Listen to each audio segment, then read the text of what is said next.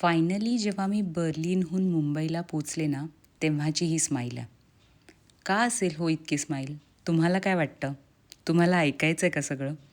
तुम्ही आत्तापर्यंतचे Kolhapur to बर्लिनचे 12 part पाहिले. पण या सगळ्या पाठीमागची स्टोरी मी तुम्हाला सांगितलीच नाही. तर हा व्हिडिओ शेवटपर्यंत बघा, कारण हा शेवटचा पार्ट आहे.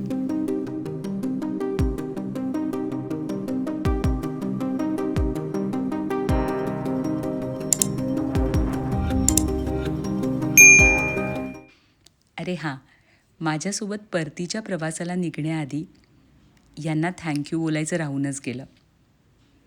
तनिषच्या मित्रांनी जगदीशनी आम्हाला डोसा खाण्यासाठी ब्रेकफास्टसाठी इन्व्हाइट केलं होतं. हे कपल आहे बँगलोरचं. 1-2 दिवस आधी ते आमच्याकडे डिनरसाठी आले होते आणि त्यांनी लगेचच आम्हाला ब्रेकफास्टसाठी इन्व्हाइट केलं होतं आणि त्याच दिवशी आमची फ्लाईट होती. डोसा इतका सुंदर बनवला होता. थँक्यू सो मच, कारण महिनाभर मी तिथे बर्लिनमध्ये होते आणि यांनी डोसा इतका मस्त बनवला होता आणि साऊथ इंडियन फूड माझं फेवरेट आहे. हां, आम्ही सर्वांना भवनमध्ये आम्ही जेवलो होतो, नो डाऊट. पण घरचं ते शेवटी घरचंच. काय डोसा बनवला होता माहिती आहे, आणि चटणी आणि भाजीसुद्धा अप्रतिम झाली होती. अगदी परफेक्ट. मला तर खूप आवडला आणि तनिष्क आणि संजयनी तर मस्त आडवा हात मारला. तिथं एक पिल्लूसुद्धा आलं होतं. त्यांच्या इथेच ते राहतं खाली. निवांत खेळत होतं. लहान मुलांना बघितलं की खरंच बरं वाटतं. Thank you so much Jagdish and नव्या फॉर दिस ट्रीट. तर आता फायनली आपला व्हिडिओ सुरू करूया. आजचा हा व्हिडिओ फक्त एका प्रवासाचा नाही. हा एका आईच्या मनाचा प्रवास आहे. हा एका स्त्रीच्या आत्मविश्वासाचा प्रवास आहे. आणि हा माझ्या आयुष्यातील पहिल्या एकट्या आंतरराष्ट्रीय प्रवासाचा अनुभव आहे. खरं सांगायचं तर आज मी ज्या हसतमुखानं तुम्हाला हा व्हिडिओ दाखवते, तितकं सोपं काहीच नव्हतं. बर्लिनला जाण्याआधी जवळपास 15 दिवस माझ्या मनात फक्त एकच गोष्ट चालू होती. मी एकटी जाऊ शकेन का? गेल्या काही दिवसापासून तुम्ही माझ्यासोबत हा संपूर्ण प्रवास अनुभवला. कोल्हापूरहून सुरुवात झाली. मुंबई, फ्लाईट, बर्लिन, माझ्या मुलाचा कॉन्व्होकेशन सेरेमनी, आपलं फिरणं, आपण खाल्लेले पदार्थ, मी केलेला स्वयंपाक आणि अनेक सुंदर आठवणी. हे सगळं तुम्ही माझ्यासोबत जगलात. पण आज मी बर्लिनबद्दल बोलणार नाही. आज मी त्या प्रवासानं मला काय दिलं याबद्दल बोलणार आहे. खरं सांगायचं तर बर्लिनला जाण्याआधी मी खूप घाबरले होते. इतकी घाबरले होते की अनेक रात्री नीट झोपही लागली नव्हती. कारण हा माझ्या आयुष्यातला पहिला आंतरराष्ट्रीय प्रवास होता. त्यापेक्षाही महत्त्वाचं म्हणजे हा माझा पहिला सोलो इंटरनॅशनल ट्रिप होती. मी एकटी जाणार होते. विजा प्रक्रिया स्वतः केली, पणजीला गेले, सगळी कागदपत्रं स्वतः गोळा केली. तुम्ही म्हणाल त्यात काय इतकं? कोल्हापूरहून मुंबईला पहिल्यांदाच इतका मोठा निर्णय घेतला होता. आणि आज मागे वळून पाहताना वाटतं, तो निर्णय माझ्या आयुष्यातील सर्वात सुंदर निर्णयांपैकी एक होता. एक गोष्ट मी आज तुम्हाला मनापासून सांगू इच्छिते. हा प्रवास मला कोणी गिफ्ट दिलेला नाही. हा माझा मला स्वतः गिफ्ट दिलेला प्रवास आहे. विजापासून ते भारतात येईपर्यंत या प्रवासाचा प्रत्येक खर्च मी स्वतः केला. हे मी मिरवण्यासाठी सांगत नाही आहे. पण कारण एकच आहे. आयुष्यभर आपण इतरांसाठी जगतो. घरासाठी, मुलासाठी, कुटुंबासाठी. पण कधीतरी स्वतःसाठी काहीतरी करायला हरकत नसते. आणि जेव्हा आपण स्वतःसाठी काही करतो, तेव्हा मिळणारं समाधान खूप वेगळं असतं. बर्लिनमध्ये गेल्यावर मी खूप काही नवीन अनुभवलं. नवीन देश, नवीन संस्कृती, नवीन लोक. पहिल्यांदाच बऱ्याच गोष्टी ट्राय केल्या.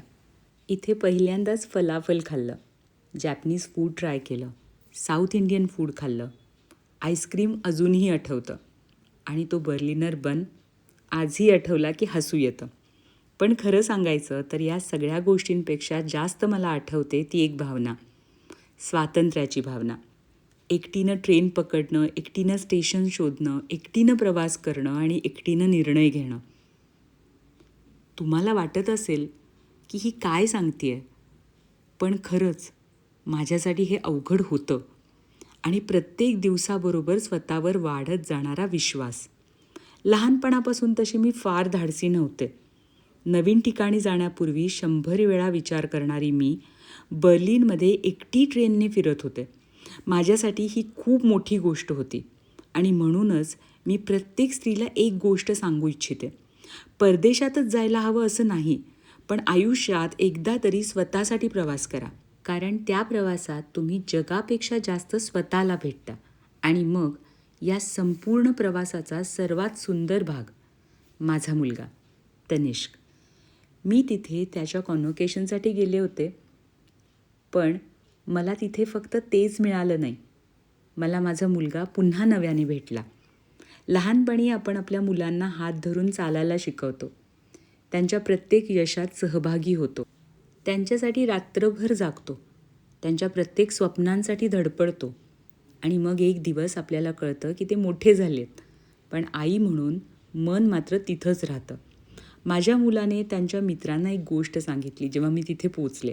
तो म्हणाला, माझ्या आईने फक्त एकदाच मला सांगितलं की मी येते. मला माहिती होतं की काहीही जग इकडचं तिकडं होऊ दे, ती येणारच. मला नक्की माहिती होतं. तो क्षण मी कधीच विसरू शकत नाही. कारण एका आईसाठी तिच्या मुलाचा विश्वास हेच सर्वात मोठं बक्षीस असतं. आम्ही खूप फिरलो, खूप बोललो, खूप हसलो आणि अनेक वर्षानंतर आम्हाला एकमेकांसोबत इतका वेळ मिळाला. मुलं मोठी झाल्यावर त्यांचं स्वतःचं आयुष्य सुरू होतं. कॉलेज, मित्र, करिअर आणि नकळत एकत्र घालवलेला वेळ कमी होत जातो. पण या प्रवासाने मला माझा मुलगा पुन्हा काही दिवसांसाठी परत दिला आणि त्या प्रत्येक क्षणाबद्दल मी देवाची आभारी आहे. तो माझी काळजी घेत होता. मी काय खाणार, मी थकले आहे का, मला काय आवडेल, तो सगळं पाहत होता. कधीकधी मला खरंच वाटायचं मी त्याची आई नाही, मी त्याची मुलगी आहे आणि तो माझी काळजी घेतोय.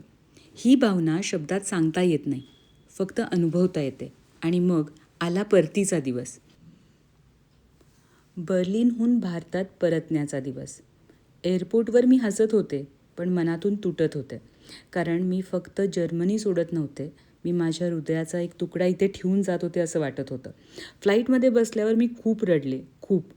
कारण काही भावना शब्दात मावत नाहीत, त्या फक्त डोळ्यातून बाहेर पडतात.